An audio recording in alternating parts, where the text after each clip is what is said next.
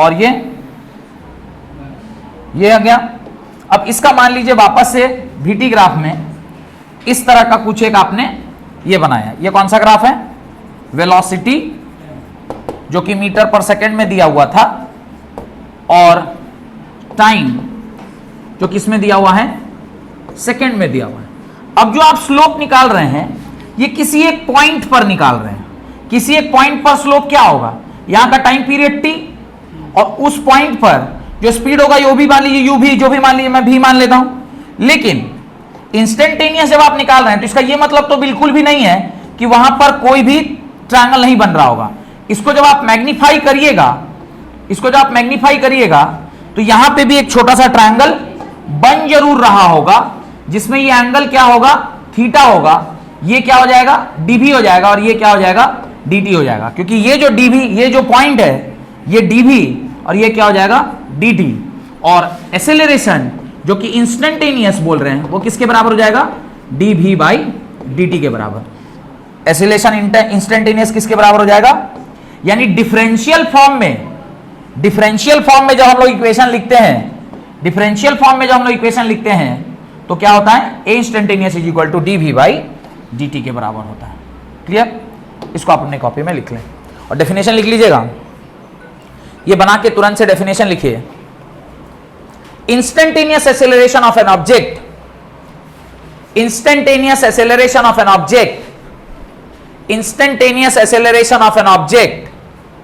is the limiting value of average acceleration. Instantaneous acceleration of an object is the limiting value of average acceleration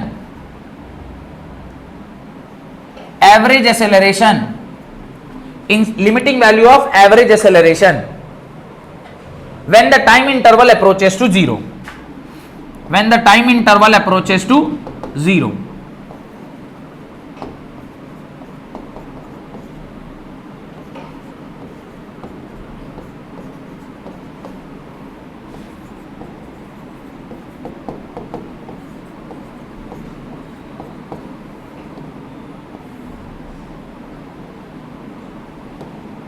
done? यहां तक कोई doubt?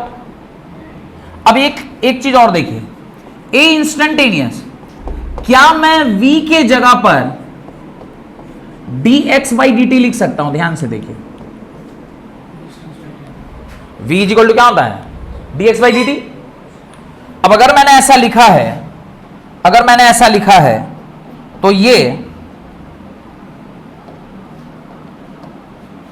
बड़े आगे, ये दिख रहा है बड़े आगे, तो क्या a instantaneous can be written as d square x by dt square, double differentiation of displacement. ये क्या है?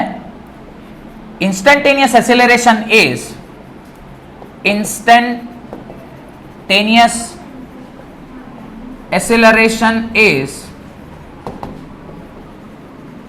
double differentiation of distance या displacement function।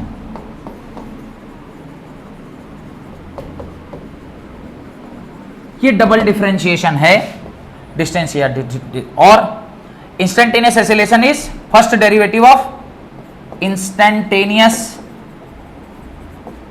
acceleration is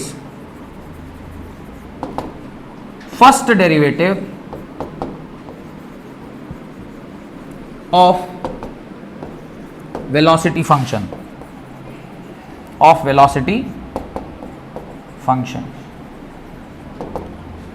done? पीछे वाले पेज पे देख रहे हैं आप, ये first derivative of velocity function है, वेयर इस वाले पेज पर देखिए it is second derivative of displacement function. Clear?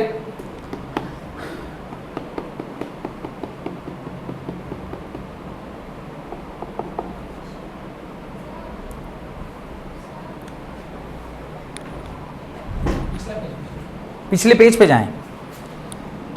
एक न्यूमेरिकल और करा देते हैं तो ये पूरा टॉपिक ही खत्म हो जाता। नहीं ये तो करना ही पड़ेगा, नहीं तो गड़बड़ा जाएगा।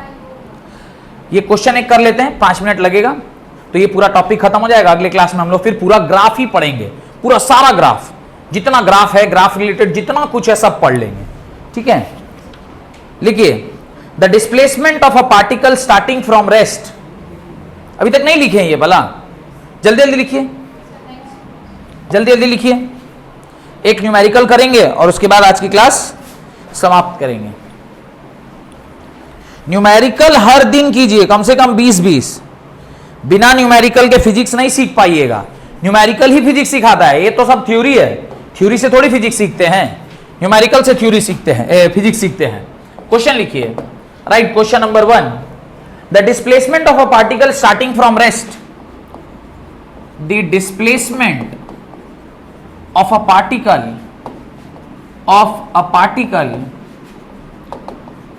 starting from rest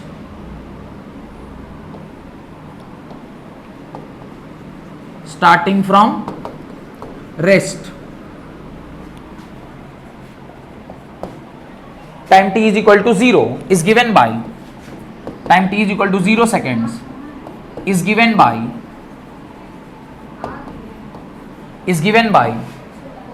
x is equal to 3t square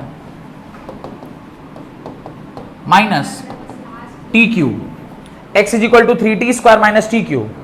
Calculate the time at which acceleration of the particle becomes 0. Calculate the time at which acceleration becomes 0। आपको ये सॉल्व करना है, बहुत सरल है।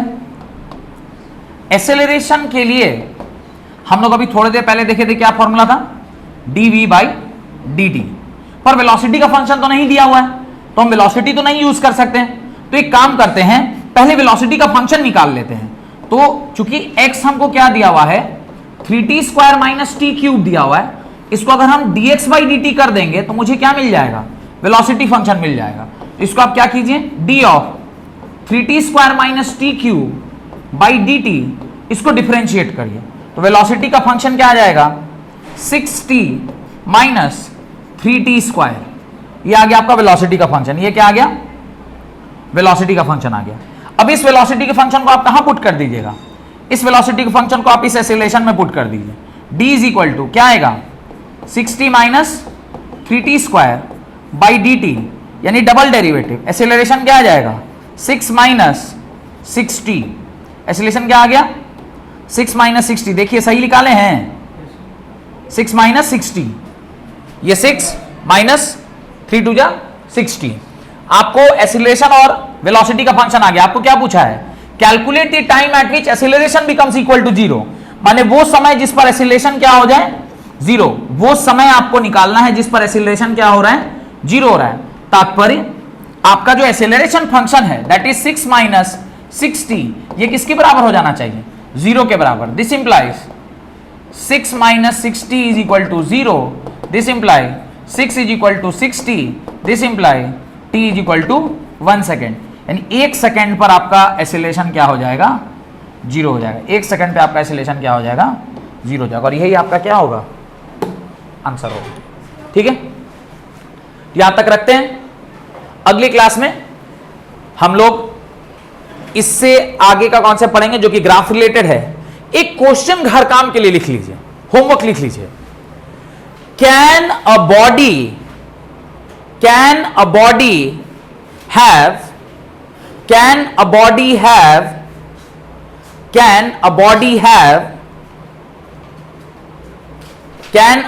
have